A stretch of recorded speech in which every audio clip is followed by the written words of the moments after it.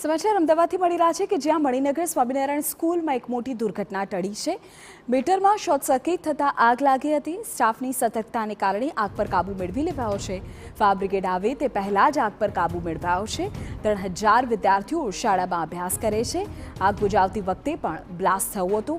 સ્કૂલમાં 2 દિવસની હવે રજા જાહેર કરી દેવાઈ છે।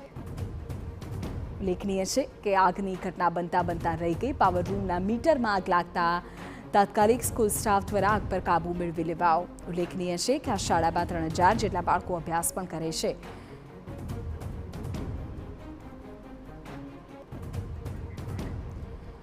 સચિન પાટીલ અમારા સંવાદદાતા પૂરી વિગત આપી રહ્યા છે। જી સચિન, જે આ ઘટના બની છે આગની મણિનગર સ્વામિનારાયણ સ્કૂલમાં, જ્યાં લગભગ 11 સાડા 11ની આસપાસ આ મેસેજ ફાયર બ્રિગેડને પણ મળ્યો હતો, પરંતુ જે સમયે મેસેજ મળ્યો એ સમય પહેલા જ જે આગ છે અને ફાયર બ્રિગેડની ટીમ છે ત્યાં પહોંચે એ પહેલા જ આગને કાબૂમાં લઈ લેવામાં આવ્યો હતો।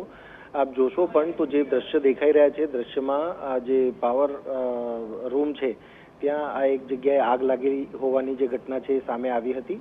આ સ્કૂલમાં લગભગ 3000 જેટલા વિદ્યાર્થીઓ જે છે અભ્યાસ કરે છે અને આગની ઘટના બનતા જ બધા જ બાળકોને ત્યાંથી ઘરે પણ મોકલી દેવામાં આવ્યા હતા અને 2 દિવસની રજા જાહેર કરી દેવામાં આવી છે। જ્યાં સુધી આ સમગ્ર જે પ્રોબ્લેમ છે એ પ્રોબ્લેમનું સોલ્યુશન ના આવે ત્યાં સુધી શાળા સંચાલકો દ્વારા નિર્ણય લેવામાં આવ્યો છે અને હાલ કોઈ મોટી દુર્ઘટના નથી કે કોઈને નાની મોટી ઈજા પણ નથી, પરંતુ જો આગ પ્રસરી હોત તો ઘટના ખૂબ ગંભીર અને મોટી થઈ હોત। એનું જે છે એની તકેદારી લઈને પણ સ્કૂલ દ્વારા આ જે નિર્ણય છે લેવામાં આવ્યો છે અને 2 દિવસની રજા જાહેર કરવામાં આવી છે। બિલકુલ સચિન, દ્રશ્યમાં પણ જોઈ શકાય છે કે કઈ રીતે આ આગનો બનાવ સામે આવ્યો। આપણે કહી દઈએ કે ફાયર બ્રિગેડ પહોંચે પહેલાં જ શાળા પ્રશાસન દ્વારા જ આગ પર કાબૂ મેળવી લેવાયો છે। કોઈ મોટી દુર્ઘટના સર્જાઈ નથી, દુર્ઘટના ટળી છે।